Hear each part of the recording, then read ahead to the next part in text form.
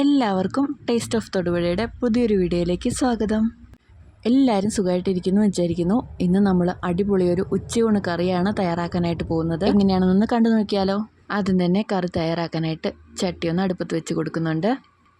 കറി തയ്യാറാക്കാനായിട്ട് ആവശ്യമുള്ളത് 2 തക്കാളി അരിഞ്ഞത്, ആവശ്യത്തിന് പച്ചമുളക്, ചെമ്മീൻ, ഒരു പച്ചമാങ്ങ, അതുപോലെ തന്നെ 2 മുരിങ്ങാക്കോല് ചെത്തി വൃത്തിയാക്കിയതും കൂടി എടുത്തിട്ടുണ്ട്. അടുപ്പത്ത് വെച്ച് കൊടുത്ത ചട്ടി നല്ലപോലെ ചൂടായി വന്നിട്ടുണ്ട്. ഇനി അതിലേക്ക് വെളിച്ചെണ്ണയാണ് ഒഴിച്ചു കൊടുക്കുന്നത്.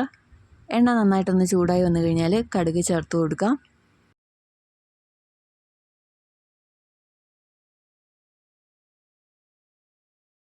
കടുക് ചേർത്ത് കൊടുത്തതിന് ശേഷം അത് നന്നായിട്ടൊന്ന് പൊട്ടി വന്നു കഴിഞ്ഞാൽ അരിഞ്ഞു വെച്ചിരിക്കുന്ന ഉള്ളിയാണ് ചേർത്ത് കൊടുക്കുന്നത്.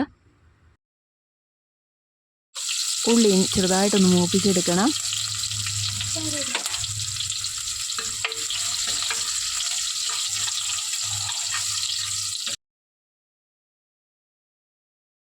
ഉള്ളി നന്നായിട്ടൊന്ന് മൂത്ത് വന്നിട്ടുണ്ട്.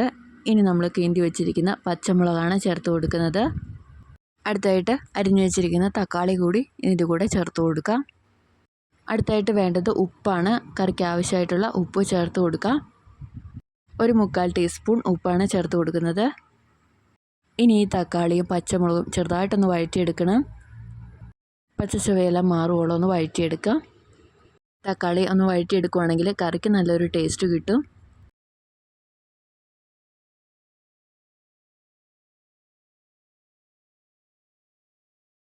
തക്കാളിയെല്ലാം പകുതി വഴറ്റിയെടുത്തിട്ടുണ്ട്. ഇനി നമ്മൾ വൃത്തിയാക്കി വെച്ചിരിക്കുന്ന മുരിങ്ങാക്കോല് ചേർത്ത് കൊടുക്കുക.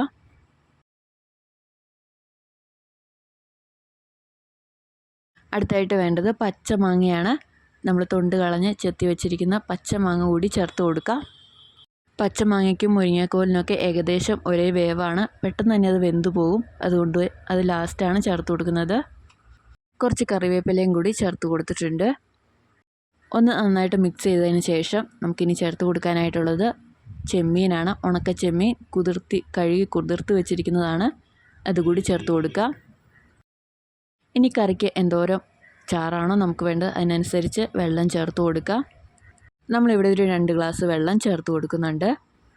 നമ്മുടെ കഷ്ണങ്ങളെല്ലാം വേകാൻ പാകത്തിനുള്ള വെള്ളമാണ് ചേർത്ത് കൊടുത്തിട്ടുള്ളത്. ഇനി ഇത് അടച്ചു വെച്ചൊന്ന് വേവിച്ചെടുക്കാം. കറി നന്നായിട്ട് തന്നെ ഒന്ന് തിളച്ചാൽ തന്നെ ഇതെല്ലാം വെന്ത് കിട്ടും. പെട്ടെന്ന് വേവുന്ന സാധനങ്ങളാണ് നമ്മൾ ചേർത്തിരിക്കുന്നതെല്ലാം. ഇനി ഇത് നന്നായിട്ടൊന്ന് മിക്സ് ചെയ്തതിന് ശേഷം നമുക്ക് വേണ്ടത് അരപ്പാണ്. ഇനി കറിക്ക് വേണ്ടുന്ന അരപ്പ് കൂടി തയ്യാറാക്കിയെടുക്കാം. ഒരു അരമുറി തേങ്ങ ചിരണ്ടിയത് എടുത്തിട്ടുണ്ട്. ഇനി അതിൻ്റെ കൂടെ വേണ്ടത് ഉള്ളിയാണ്. ഉള്ളി ഒരു 4 ഉള്ളി ചേർത്ത് കൊടുക്കുക. അടുത്തായിട്ട് മഞ്ഞൾപ്പൊടിയാണ് ചേർത്ത് കൊടുക്കുന്നത്. 1 ടീസ്പൂൺ മഞ്ഞൾപ്പൊടിയാണ് ചേർത്ത് കൊടുക്കുന്നത്. കൂടെ കുറച്ച് മുളക് പൊടിയാണ് അടുത്തായിട്ട് ചേർത്ത് കൊടുക്കുന്നത്. ഒരു 1/2 ടേബിൾ സ്പൂൺ മുളക് പൊടി ചേർത്ത് കൊടുത്തിട്ടുണ്ട്. ഇനി അടുത്തായിട്ട് വേണ്ടത് മല്ലിപ്പൊടിയാണ്. മല്ലിപ്പൊടി 1 ടേബിൾ സ്പൂൺ മല്ലിപ്പൊടി ചേർത്ത് കൊടുക്കുന്നുണ്ട്. ചെമ്മീൻ ചേർക്കുന്നത് കൊണ്ട് തന്നെ മല്ലിപ്പൊടി ചേർക്കുമ്പോൾ കറിക്ക് നല്ലൊരു ടേസ്റ്റ് കിട്ടും. ഇത്രയും എടുത്തതിന് ശേഷം പാകത്തിന് വെള്ളം ഒഴിച്ച് നന്നായിട്ടൊന്ന് അരച്ചെടുക്കുക.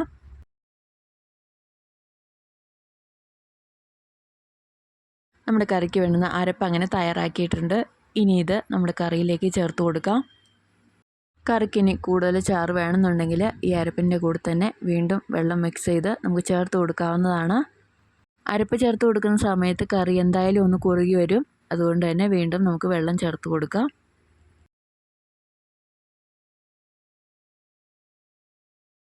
ഒരു ഗ്ലാസ് വെള്ളം കൂടി നമ്മൾ ഈ അരപ്പിൻ്റെ കൂടെ മിക്സ് ചെയ്ത് ചേർത്ത് കൊടുക്കുന്നുണ്ട്. അങ്ങനെ കറിക്ക് ആവശ്യത്തിനുള്ള വെള്ളം ചേർത്ത് കൊടുത്തിട്ടുണ്ട്. കറി എന്തായാലും ഒന്ന് കുറുകി വരും. അതുകൊണ്ടാണ് നമ്മൾ വീണ്ടും വെള്ളം ചേർത്ത് കൊടുത്തിട്ടുള്ളത്. ഇനി ഈ കറി നന്നായിട്ടൊന്ന് ചൂടായാൽ മാത്രം മതി.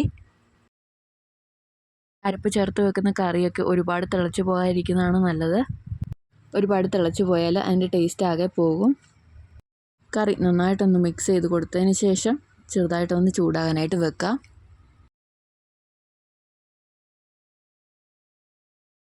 കറി പെട്ടെന്ന് തന്നെ തിളച്ച് പോകാതിരിക്കാനായിട്ട് ഇങ്ങനെയൊന്ന് മിക്സ് ചെയ്ത് കൊടുക്കുന്നത് നല്ലതാണ്. നല്ലപോലെ ഇളക്കി കൊടുത്തുകൊണ്ടിരുന്നാൽ പെട്ടെന്ന് അത് തിളച്ച് വരില്ല.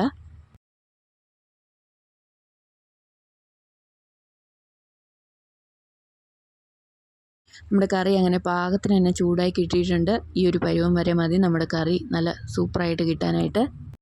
നമ്മുടെ കറി അങ്ങനെ റെഡി ആയിട്ടുണ്ട്. ഇനി തീ ഓഫ് ചെയ്ത് നമുക്ക് അടുപ്പത്തുനിന്ന് വാങ്ങാം.